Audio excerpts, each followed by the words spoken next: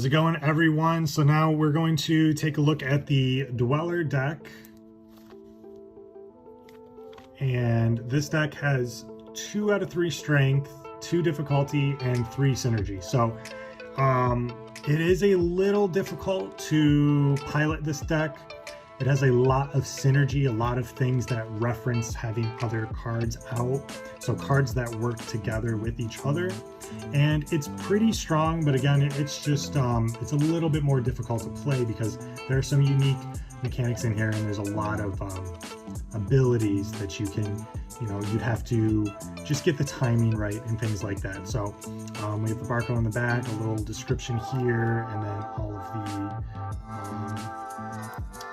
holographic packaging on it. So this is the Dwellers. Now, the Dwellers are basically this feral race, this old, ancient sort of human race that had escaped the cataclysm of their time by finding refuge in caves and in tunnels and things like that, which they find to stretch across the whole world, all throughout everywhere. So they move fast, they're very aggressive, they don't really have that like humanity lingering within them. So yeah, they're very aggressive, and they basically just kidnap people and just bring them to the caves and kill them or whatever.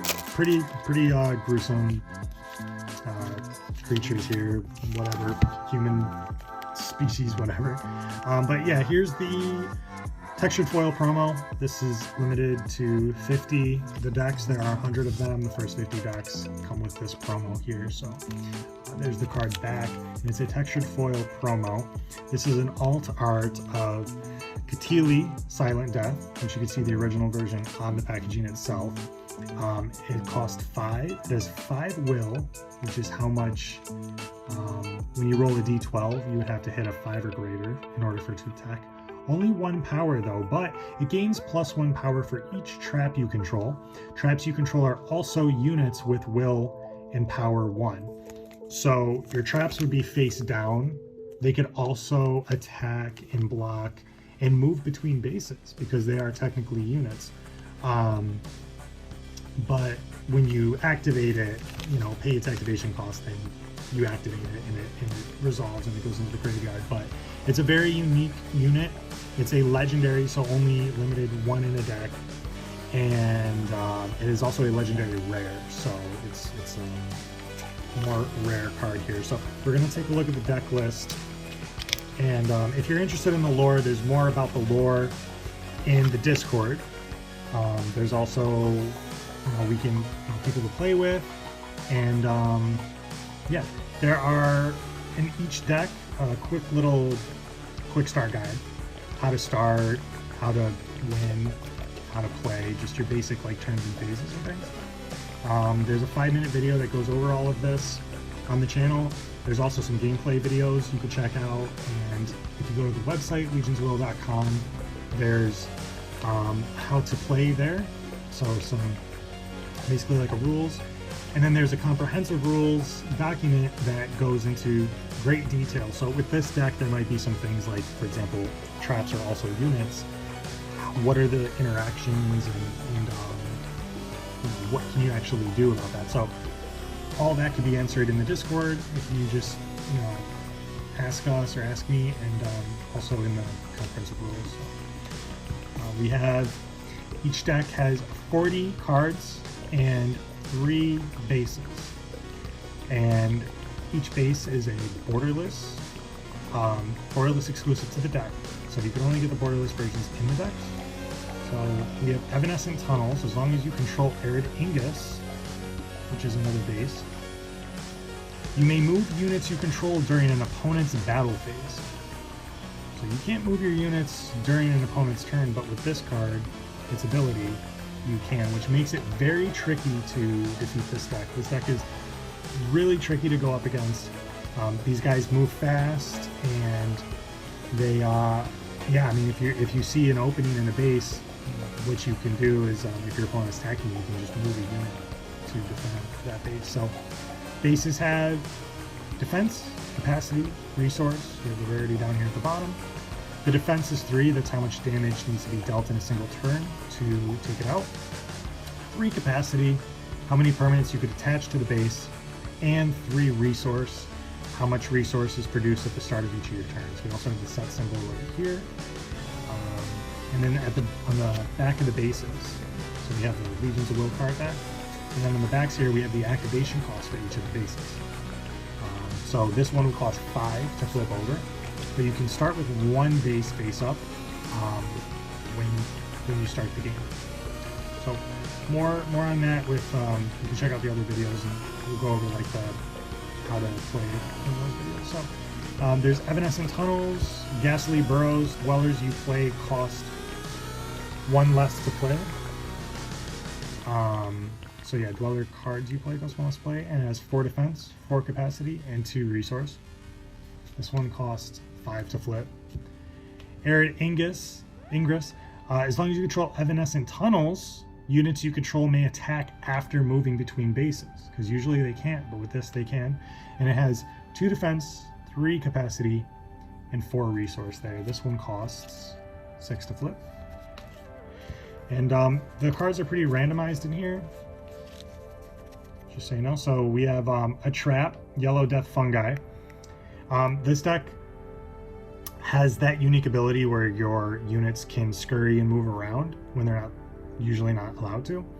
There's Trap Synergy and Poison Synergy, which poison, when you a unit with a poison counter would basically be destroyed if it has poison counters on it equal to its power. And at the beginning of your turn, you would have to add a poison counter to each poisoned unit you control. So Yellow Death Fungi, all traps cost 2 to play face down. Your opponents can't look at them until you activate it, and you can activate it when the base it's attached to is attacked, targeted, or destroyed. You could pay its activation cost, which would differ with traps. In this case, it's 2, and you would put a poison counter on all units. So it affects your units as well, but there's cards in here that can deal with that and sort of help you out. But it's a cheap effect to cheap ability to activate, and it's because of that downside. But there's ways around that. So we have Fierce Dweller.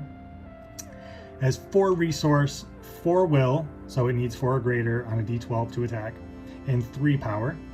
When this unit is destroyed, you may search your deck for a card named Fierce Dweller, reveal it, shuffle your deck, and put it in this base. As long as that base is still there, when this is destroyed, you get to replace it with the same card. And you can have up to 4 copies of any card in your deck unless it's an upgrade or a legendary.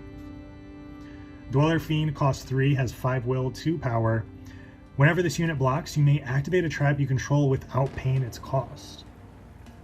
So that's pretty good, and it's also a way around activating traps, because again, they could only be activated when they're attacked, targeted, or destroyed. Bone Chimes is very unique in that it also helps you activate traps when you're typically not allowed to. It costs 3, it's an upgrade.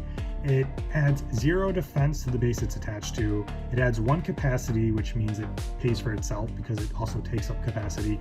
And it adds 0 resource production to the base. So traps you control cost 1 less to activate. And whenever a unit attacks any base you control, you may activate any trap you control instead of that specific base. So it offers some freedom with that. Forest Viper, you'd play it face down for 2, and it's a rare trap. You can pay 0 to activate it and put 2 poison counters on each attacking unit. The poison counters don't affect the unit in any other way aside from it being destroyed once the poison counters equal its power. Cavern of Healing, this is that card that'll help heal your units with poison. It costs 4, pays for itself in capacity, doesn't add any other stats to the base, but at the end of your turn, remove all counters from units stationed in this base. It includes poison counters. It also works well with a card named Samsara, which was from Chaos Ascension. It's a legendary cat. And Samsara can, when it's destroyed, come right back to the base it's in, as long as that base is there, of course. But it enters with a lives counter on it for each time that it was that happened. and if it has 9 or more lives counters on it, it's sent to the graveyard. So this can actually help with that. So it's pretty cool. It's a little cool synergy with that. Cost of Temptation is a trap. You can pay 0, choose target unit, pay resource equal to half that unit's will, round it up, and destroy that unit. You also gain 2 resource. So you have to pay for the resource, but you get to destroy the unit, and then you also gain 2. So Foul Plot, pay 0, it's a trap, put a poison counter on each attacking unit with power 4 or less. Bone Flute is an action. Actions can be played at any time during the game as long as you have priority. And it costs 2 to play. All units gain -2 will until end of turn, making it that much easier for units to attack. Yellow Death Fungi we had gone over, and we have Mysterious Disappearance. It costs 1, it's an action, and this action has Redeem. So Redeem is a subtype of action cards, and you would redeem means pay the cost of the card to discard it, and then essentially you would draw a card. Because if you don't already know, in Legions of Will, your maximum hand size is 2. There are cards that can affect that, but whenever you play a card, basically if you ever have less than your maximum hand size, then you would draw equal to the difference. That is a state-based action. So after whatever effect resolves, if we only have 1 card in hand, we then make up for the difference by drawing 1 card. If we are told to discard our hand, then we can then draw 2 cards. So remove target attacking unit you don't control from the game, then return that card to the base it was stationed in. Moving forward, remove from the game is expel or expelled. So this would just read, expel target attacking unit you don't control, return that unit to the base it was stationed in. But yeah, both do the same thing. So if you're familiar with Magic, it's like a flicker effect. So the reason why this is important is because you know, we can just prevent damage being dealt on attack. And it only costs 1 to do, so pretty cool. There's lore behind this. I'd love to get into the lore. Maybe in another video I'll go over the lore of each of the tribes. But the idea is that there are some dwellers that still have a bit of that humanity left in them, and so they go out there and they help, you know, people who are lost in the woods, and they just kind of bring them back to, you know, a safe place. Whereas mostly the dwellers are these fierce, soulless beings that just create bone chimes out of their so yeah, but yeah, there's a little faction of dwellers there. We have Forest Viper again. Hasten Dweller, costs 3 to play. It has 7 will and 3 power. As long as you control Evanescent Tunnels, which is that 1 base, this unit gains -2 will, making it a 5/3. That's where the synergy comes in this deck. There's a lot of synergy in here. Mysterious Disappearance, Red Cap Fungi, costs 2. It has Redeem. It's an action. Put 2 poison counters on target unit. That unit gains -2 will and +2 power until end of turn. Now, if the unit only has 2 power or whatever, it would get destroyed before it would get the buff from the power. So you could also use it on your own units, and then you could remove the poison from it later. Achish Dweller Priest, costs 4. It has 6 will and 3 power. It is a dweller, and dwellers you control gain +1 power, so it is actually a 6/4. And as long as you control Evanescent Tunnels, dwellers you control gain -1 will. So they're pretty fast, and they can become faster when they kind of get together and they have their environment in order. So Fierce Dweller we went over, Cost of Temptation, Hasten Dweller, Red Cap Fungi, Foul Plot, Dweller Fiend we did go over, Ikish, another Ikish, Cuttle Dweller Protector, costs 3, has 9 will, 3 power. Whenever this unit blocks a unit, remove that unit from the game, then return that card to the base it was stationed in. A really good defender, really good blocker, and it's one of the good dwellers than actually sort of like help people instead of, you know, mutilating them or whatever. Wandering Piper costs 4, so another good dweller. 4 to play, 4 will, 3 power. All units gain -1 will. You could have 4 copies of this in a deck, so if you do happen to have 4 of these out, then all units would gain -4 will. It would make this a 0/3. It also affects your opponents, but you know. Chukta is a legendary. There's 2 legendary units in this deck. There we go. Chukta costs 4, has 5 will, 3 power, and it's a legendary unit, so again, only 1 copy of this in a deck. Whenever an ability of a trap you control is activated, you may copy that ability and you may choose new targets for the copy. So if we activate something that puts 2 poison counters on all attacking units, with Chukta, it'll actually be 4 poison counters on all attacking units. We have Red Cap Fungi, Katili, so this is the main legendary in the deck, the one featured on the deck box, and the one that has the alt art of it. It is a legendary dweller, and it's also legendary rare. It has 5 will, 1 power, gains +1 power for each trap you control, and traps you control are also units with will and power 1. And yeah, so we have Foul Plot, Fierce Dweller, Yellow Death Fungi, Hasten Dweller, Mysterious Disappearance, another Katil, another Hasten, another Katil, Wandering Piper, and Fierce Dweller. So yeah, that's the Dweller deck. Again, you can get this on the website legionsofwill.com, and you can play this deck on Tabletop Simulator. If you're interested in playing, shoot me a message. You can join the Discord with the link in the description, and just, you know, ping the ready to play role, and someone can play with you. If you want to learn, we can teach you. But yeah, if you want to learn more about the game, there's some videos that go over how to play, gameplay videos as well. And yeah, so appreciate y'all for watching, and peace.